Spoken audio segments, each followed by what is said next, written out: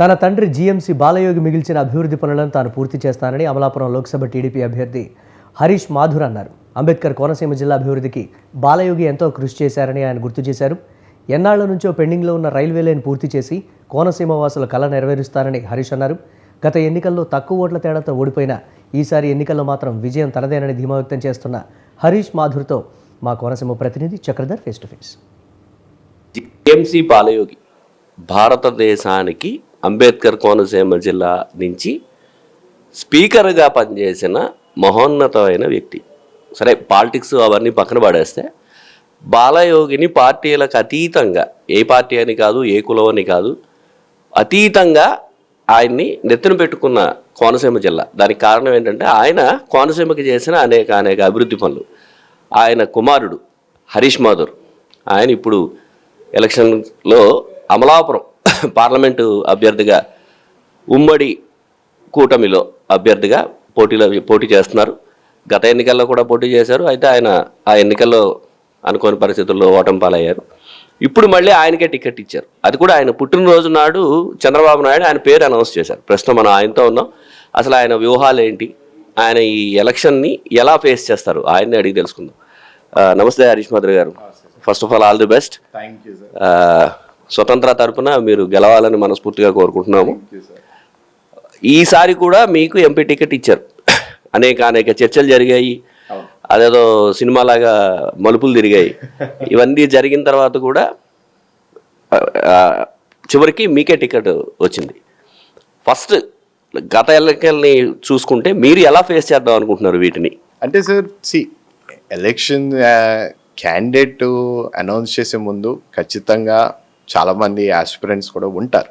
లేకపోవడం అనేది ఉండదు. వాళ్ళు ప్రయత్నం చేస్తారు. వాళ్ళు ఎవరి మధ్యన ఎవరికి ఏమి ఎనిమిటీ అనేది ఏమి ఉండదు. కానీ ఏంటంటే వాళ్ళు కూడా పోటీ చేయాలని ఒక ఇంట్రెస్ట్ ఉంటుంది.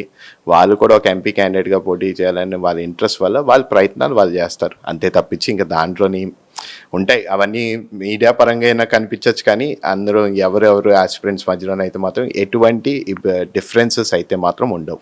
ఇప్పుడు మన దేశంలోని, మన పార్లమెంట్లోని కూడా ఒక మార్కు మా నాన్నగారు ఆనాడే తీసుకొచ్చారు. ఎప్పుడైనా సరే మనం ఎక్కడ బయటికి వెళ్ళినా, ఢిల్లీలోనన్నా, పార్లమెంట్లోనన్నా, ఏ నాయకుడితో మాట్లాడినా సరే బాలయోగి గారు అని పేరు తీసుకుంటే ఫ్రమ్ అమలాపురం అంటే వాళ్ళకి ఆ అభిమానం అలాగుంది. సో నేను ఆయన కొడుకుగా ఇవన్నీ ఆయన అనుకున్న ఆశయాల్ని పూర్తి చేయాలనేది ఒక లక్ష్యంగా తీసుకుని ముందుకొచ్చి ప్రజలందరికీ కూడా అదే తెలియజేసుకుంటూ, నన్ను ఈసారి మీరు ఆస్వాదించండి, ఖచ్చితంగా ఇవి పూర్తి చేసే బాధ్యత నేను తీసుకుంటానని కూడా చెప్పడం జరిగింది. Young leaders like you choosing, వాళ్ళు ఎక్కువగా choosing assembly. Why are choosing Lok Sabha? అసెంబ్లీకి వెళ్తే కనుక మంత్రులు అవుతారు, యంగ్ పీపుల్ ఉంటారు. కానీ మీరు అనూహ్యంగా అసలు నాన్నగారి వల్ల వచ్చిందా, మీరు లోక్సభ ఎందుకు చూస్ చేసుకున్నారు? పైగా 7 నియోజకవర్గాలు మేనేజ్ చేయాలి. అసలు ఏంటి మీ ఉద్దేశం ఏంటి? లోక్సభ మీద మీకున్న ప్రేమ ఏంటి? మీ పేరే ప్రేమ ఏంటి? మేమైతే మాత్రం ఒక్కటే చెప్తా అండి, నేను ఎప్పుడూ కూడా రాజకీయానికి వచ్చినప్పుడు ఒక ఎంపీ అవ్వాలన్నా, ఒక ఎమ్మెల్యే అవ్వాలి, ఒక మినిస్టర్ అవ్వాలి అనే ఉద్దేశంతో నేను ఎప్పుడూ రాలే. నేను ఒక్కటే ఆలోచనతో వచ్చా, నేను మా నాన్నగారి లక్ష్యాలని నేను పూర్తి చేయాలని ఆయన అనుకున్న రైల్వే లైన్ అయినా సరే, కేంద్రం నుంచి రాపించాల్సిన నిధులు ఎప్పుడైనా సరే, మీరు ఆయన ఒక స్పీకర్ హోదాలో ఉన్నప్పుడు ఆయన చేసిన పనులు, ఇక్కడ ఒక ఎంపీగా ఉన్నప్పుడు ఆయన చేసిన నిధులు అన్నీ కూడా కేంద్రంతో ఉన్నాయి. నేను అవి పూర్తి చేయాలనే ఉద్దేశంతోనే వచ్చాను. అలాగే నేను ఒక ఎంపీ స్థాయిని ఎన్నుకుని నేను ఆనాడే ఫిక్స్ అయ్యాను, ఆ ఎంపీ స్థాయిలో ఉండి ఇవన్నీ పూర్తి చేయగలుగుతాం అనే ఒక నమ్మకంతో ఉన్నాను. దానికి నేను కట్టుబడి ఉన్నా. అంతేకాని ఎప్పుడు కూడా వచ్చినన్నే నేను ఒక యంగ్స్టర్స్ మనం మినిస్ట్రీలో ఉంటాయి ఇవన్నీ ఎప్పుడు ఆలోచనలో పెట్టుకోలేదు. లాస్ట్ టైము మీ ప్రత్యర్థి అంటే రాజకీయ ప్రత్యర్థి మాత్రమే ఉన్న చింతా అనురాధ అనే ఆవిడ మారారు. ఇప్పుడు కొత్త ప్రత్యర్థి వచ్చారు, రాపాక వరప్రసాద్. అంటే లాస్ట్ టైము ఆవిడకి సంబంధించి ఉమెన్ అనే సింపతి కూడా యాడ్ అవుతుంది. ఏది యాజ్ ఫర్ యాజ్ ఆ వేవీస్ అది ఉన్నప్పటికీ కూడా ఉమెన్ అనేది కూడా యాడ్ అవుతుంది. ఇప్పుడు రాపాక వరప్రసాద్ అని ఆయన ఎమ్మెల్యేగా చేశారు, మంచి పట్టున్న మనిషి.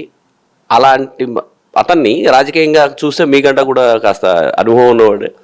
ఆయన్ని ఢీకొనడానికి మీ దగ్గర ప్రత్యేకమైన ఏమైనా వ్యూహాలు అలాంటివి ఏమైనా ఉన్నాయా? అంటే నేను ఒక్కటే అడుగుతానండి, రాపాక వరప్రసాద్ గారికి ఖచ్చితంగా రాజకీయ అనుభవం ఉంది. నేను ఒక్కటే అడుగుతా, మీరు మీ పార్టీ పరంగా మీ ముఖ్యమంత్రి గారు ఈ 5 సంవత్సరాలు బిఆర్ అంబేద్కర్ కోనసీమ జిల్లాకి ఏం చేశారు? మీరు ఈరోజు ప్రజలకి ఏం చెప్పబోతున్నారు? మీరు మేము స్థాపించిన శిలా పథకాలని మళ్ళీ మీరు ప్రారంభించడం, పేర్లు మార్చి ప్రారంభించడం, మీరు మా టిడ్కో ఇల్లు మేము కన్స్ట్రక్ట్ చేస్తే దానికి రంగులు వేయడం, లేకపోతే ఇవన్నీ తప్పించి మీరు చేసిన అభివృద్ధి మీరు ఫస్ట్ ప్రజలకి చెప్పండి ఈ 5 సంవత్సరాలు. ఎందుకంటే 2014 నుంచి 2019 వరకు మేము అధికారంలో ఉన్నప్పుడు మేము చేసిన అభివృద్ధి మేము చూపించగలుగుతాం. ఎప్పుడు వెళ్ళినా సరే వాళ్ళు చెప్తారు, ఈ రోజు కూడా చెప్తారు, ఆనాడు వేసిన రోడ్లే ఇప్పుడు కూడా కనిపిస్తున్నాయి. సో ఈ 5 ఏళ్లలో రైల్వే లైన్ తెస్తారు, కోనసీమలో రైలు వెళ్తుంది, అందుకని మీకు ఓటేయాలంటారా? ఖచ్చితంగా రైల్వే లైన్ అనేది నేను పూర్తి చేస్తాను సార్, అదైతే మాత్రం నేను చేస్తాను. ఇది హరీష్ మాధుర్ కాన్ఫిడెన్స్.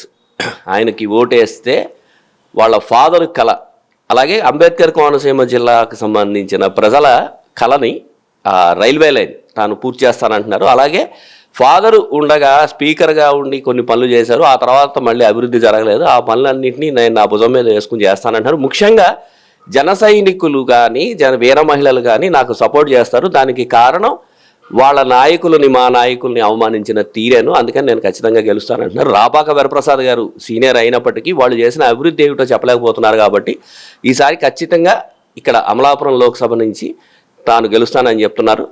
కెమెరామెన్ రెడ్డి శ్రీనివాస్తో ముక్కాముల చక్రధర్, అంబేద్కర్ కోనసీమ జిల్లా స్వతంత్ర ప్రతినిధి.